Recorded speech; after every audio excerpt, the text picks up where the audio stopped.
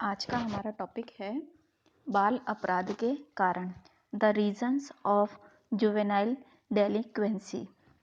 तो बाल अपराध जो है न केवल भारत की एक मुख्य समस्या है, बल्कि यह विश्व के अनेक देश जो है वो इस समस्या से गंभीर रूप से पीड़ित हैं। किशोरों में हिंसा, चोरी करना, तोड़फोड़, ड्रग्स, अल्कोहल, मद्यपान करना आदि प्रवृत्तियां जो हैं वो दिनों दिन बढ़ती जा रही हैं और इन्हें रोकने के लिए कानूनी स्तर पर सरकार के द्वारा विभिन्न प्रकार के ठोस कदम भी उठाए गए हैं, परंतु अब तक कोई इसमें ज़्यादा सफलता नहीं मिल पाई है। अब प्रश्न यह उठता है कि आखिर बच्चे अपराध करते ही क्यों हैं।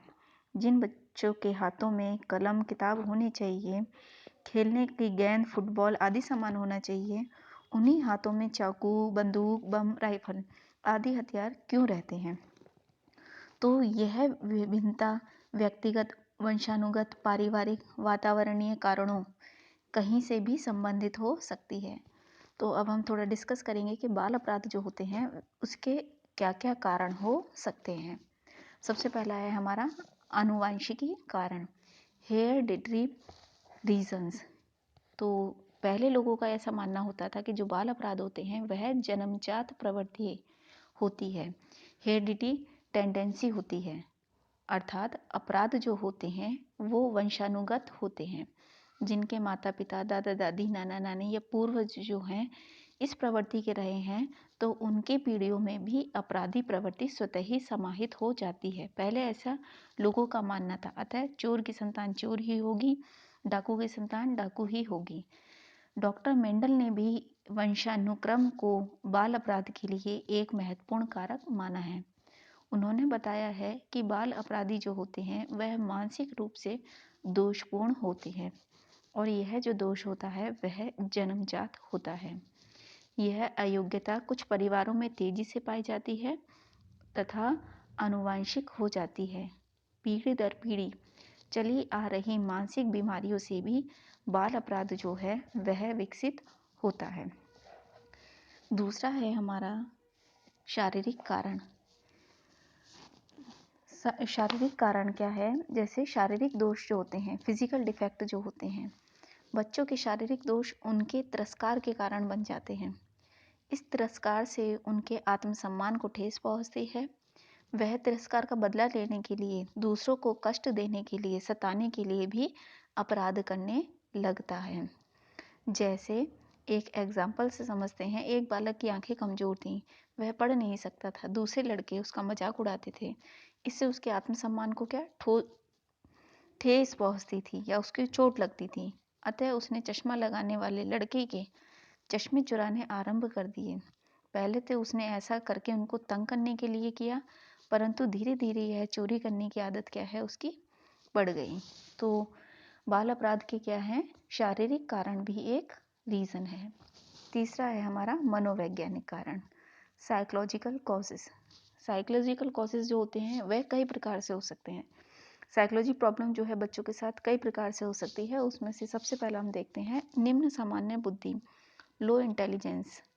निम्न सामान्य बुद्धि वाले बच्चे जो होते हैं उनमें अपराधी प्रवृत्ति का सरलता से विकास हो जाता है।